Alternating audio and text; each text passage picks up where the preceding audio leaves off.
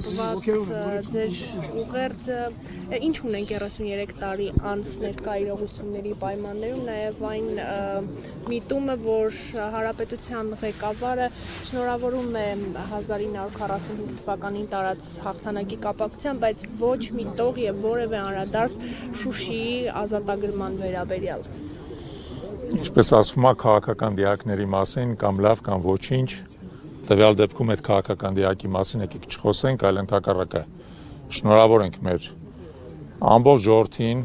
եւ առաջին հերթին մեր հաղթանակները կերտած նվիրալներին այսօրվա եռատոնի հետ կապված մեր հաղթանակները մեզանից ոչ մեկ չի կարող խլել։ Այսօր իսկապես մեծ խորհուրդ է, հիշեցնեմ, որ եռատոնը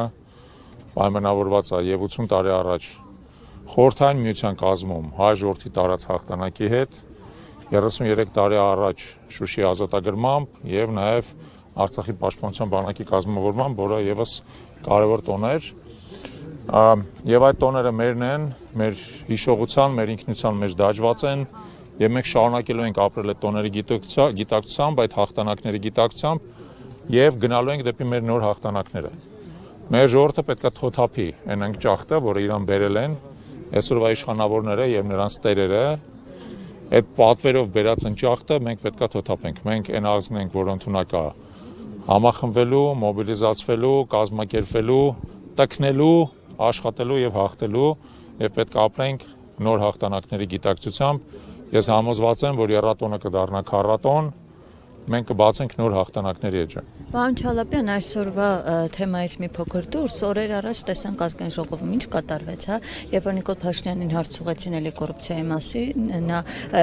բարկացավ, բոլորին սպառնաց, ասում է հաջորդը դուք եք լինելու, որ ԱԱԾ պատվալում եք հայտնվելու։ Ինչից սկսվեց այդ ամենը, ինչու է ամեն անգամ, երբ որ կոռուպցիայից են խոսում, այսպես աղմուկ է բարձրացնում։ Ես կարծում եմ, որ մոտենում այն օրը, երբ որ Նիկոլ Փաշինյանը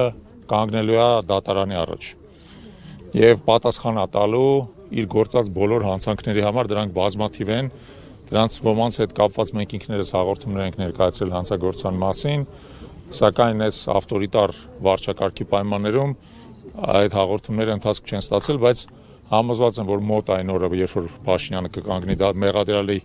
կնստի մեղադրյալի աթոռին, կկանգնի դատարանի առաջ եւ պատասխան կտա իր արածի համար։ Այն ինչ որ մենք տեսնում ենք, դրա հետ կապված, այսպես ասած, տագնապն է եւ տագնապի դրսեւորումներն է,